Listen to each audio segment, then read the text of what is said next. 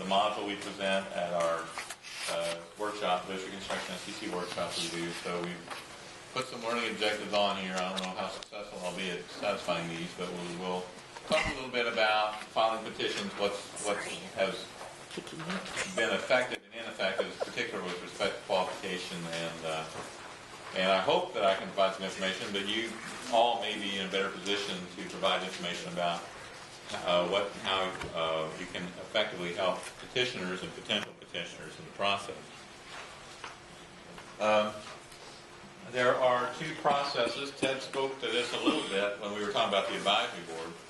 Two processes for initiating SEC petitions, and they have these numbers, 83.13 and 83.14, because that is the location in the regulation where they're described. Now, .13 describes some other things as well, but that's 42 CFR Part 83, and then .13, and then paragraph 14. So that's where the two processes are described, and so we just refer to them by those numbers.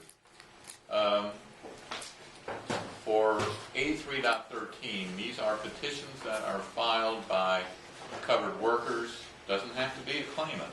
You don't have to have a claimant. Covered workers, or their survivors, or labor organizations that represent the covered workers, or authorized representatives of the covered workers.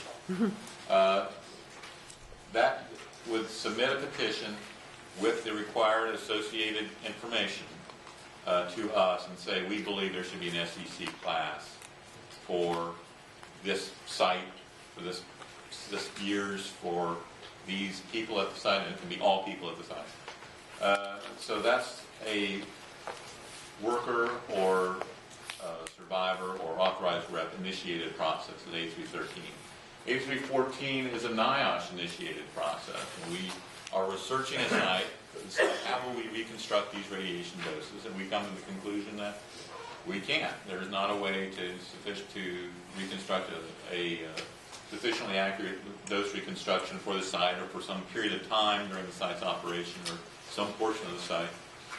And so in that instance, we then we recruit a petitioner. Usually we'll have claimants from the site, or we wouldn't be researching it. And so we'll usually identify a claimant who has an SEC cancer, and so they would be benefited by the addition to the SEC. And say, hey, would you like to be the petitioner? And if so, just sign this form and send it back. That's all they have to provide for that process. For the .13, the petitioner has to provide a lot more information. For A3.14, we've already reached the conclusion we're going to reach, and so we just say, just sign here, and that takes care of it. Have you ever had one just for a single worker or something like that? I don't think it's ever worked out that way. I mean, there have been times when there weren't very many, very few workers, but I don't know if we've had any for a single worker. So there are some sites that we just have very few claims from. It's possible that there is a single worker who would be the class. That is possible. I don't think it's ever happened that way. Okay, the steps in the petition, in the SEC process is kind of an overview, and I think I'm going to go through these a little bit more detail a little bit. First is a petition submission. That is, petitioner sending us the petition application. And then the first step after that is qualification. Now, for an 83.14, where we've already said, we can't do this, that's essentially an automatic. When we get the petition, we say, well, it's clearly qualified because we enlisted them. There's some reason why we feel like we can't do dose reconstruction. And then, but for a worker-initiated petition, the qualification process is an evaluation of whether the petition provides the information that's required by the regulation. The regulation on 8314 for an 83.13 petition, the regulation on SECs specifies what the petition must contain. And I think I'm getting through that a little bit, but there are certain things that have to be there in order for it to qualify for evaluation. If it does qualify, if it contains the necessary information to be a valid petition, that doesn't necessarily mean that a class is going to be added. It means that it is qualified for evaluation, but then it has to go to the evaluation process. The evaluation process is the research where we investigate, is it in fact feasible to reconstruct doses for this site, and reach that conclusion. So we at NIOSH perform that evaluation, write an evaluation report, lists our conclusions, describes the kind of research we did, lists our conclusions, and we present that to the advisory board, and then the advisory board makes a recommendation on that petition. The way the regulation is written, the advisory board has to make a recommendation one way or the other. There was a case when we wrote an evaluation report saying we think a class needs to be added to this site, and the advisory board wouldn't go along with us for a while. It took a while for us to convince them that this really did, there's really no other way around this. We can't reconstruct these doses. A class should be added, and the class we defined should be added. So it took a while, but we couldn't proceed farther. We couldn't take it up to the secretary ourselves. The board has to weigh in the way the regulation is written. It only happened once. The advisory board makes a recommendation and if they recommend adding a class, and they have to make this recommendation whether we recommend adding a class or not, they have to make the recommendation. And then if the board recommends adding a class, the Secretary of Health and Human Services writes a designation letter. She doesn't have to. She takes into account all the information that she receives, the advisory board recommendation, as well as the supporting information and everything else. I say she because right now the Secretary of Health and Human Services is a woman.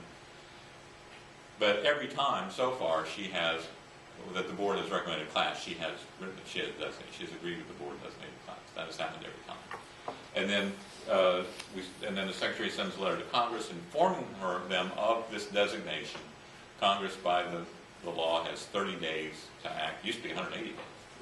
But now they have 30 days to act. And if they don't do anything in 30 days, then the class becomes effective. Congress has never done anything with any of these designations. They just let the time elapse, and the class has gone ahead.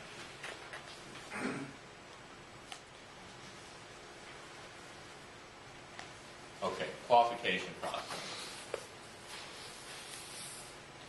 The key step in qualification, most of the required information in the qualification step is pretty straightforward.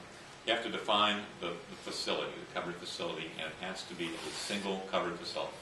It's the way either the law was written or the regulation was written. I'm not exactly sure why it ended up that way, but you can't write a petition for all construction work at all these covered facilities.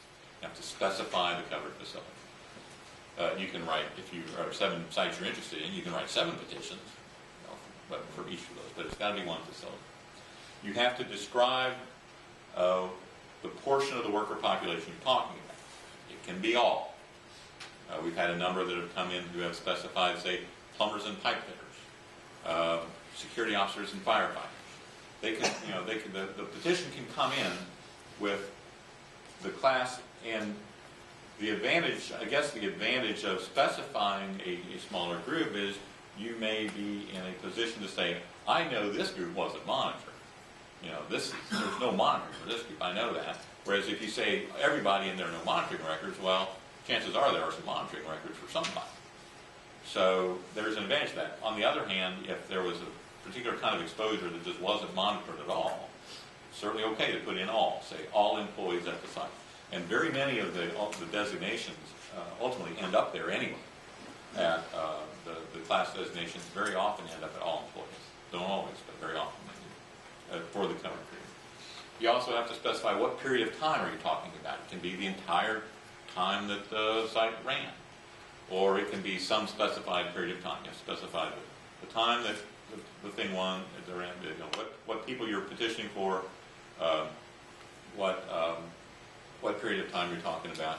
But the key element, though, is you have to provide a basis for believing that there's not sufficient information to do a suitably accurate dose reconstruction. And the regulation defines the kinds of information that fit that bill, that do that.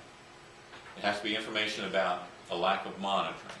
For instance, I know that the security guards at my site were not monitored, and they were always around radioactive material. Or to the best of my knowledge, they weren't monitored.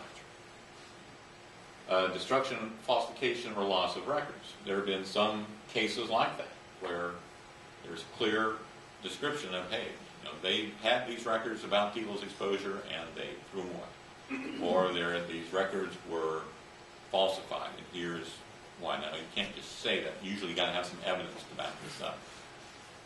The other two have to do with documents that were written that would call into question the ability to do dose reconstruction, written by some sort of expert, health physicist expert, or some other scientific and technical report. So all these require some sort of documentation to the fact that there is a reason to believe that doses can't be reconstructed with sufficient accuracy. So that is the qualification step. This is the one that is the most important one, because we have a SEC petition counselor, SEC counselor, Josh Kinman is his name. He works with petitioners, potential petitioners, and we always work with the petitioner if we get a petition in. We work with them to try to qualify the petition, to find a reason to define a class that we can deal with, to specify the times that the person wants to deal with, to get all that information filled in. We work with the petitioner to try and get that done. I think it's important for us to try to qualify a petition if we can at all. If there is a way, a basis, and a reason to expect we can meet one of these criteria, we should try to qualify the petition. The reason I feel that way is that once you get the qualification step occurs in private. The advisory board is not involved in the qualification step. When you get to past the qualification step, the evaluation step, everything happens in public. And my opinion is these discussions should occur in public. And so I've told the guys we should be looking for ways to qualify these things, not ways to disqualify. We want to get this into the public discussion. Yes? So you said we would help. Who was we? Well, Josh Kinman would be the contact. Josh Kinman at NIOSH. He's our SEC counselor. I think that's what he's called, SEC, or SEC petition counselor. And I would help with that too. And sure, Denise is an excellent resource to help with that. Maybe some of the others in the room here are good at, people to help with that. What Josh will do is he will enlist the technical staff in our organization to try to work on what's going to work here to try and do that. So that's who. The contact from our office is Josh Kinman, and Denise is a really good resource. And I wanted to interject something too, Laura. We have a gentleman that we work with named Levon Rutherford, and he's basically like the team lead, isn't he? He's the one who normally gives us. He's the SEC team leader. And he's absolutely amazing. I have seen petitions come in that wouldn't qualify. The basis was just wasn't met, and he dug until he found something. And I've seen him do that on several petitions. Now, just because it qualifies, as Stu said, it still has to go through, the entire process. But once you I always say get past go. And what I've seen is just a lot of help coming out of NIOSH. The funny thing is I filed the petition, and my petition was the first one to go in front of the advisory board, and NIOSH did not like me a whole lot. Days of change. It was a big battle. Those are the battle days. Yeah, but my petition was the first one to be approved by the board, and we've made great strides since then. And Andrew, whether he do it or not, but he's a great resource too.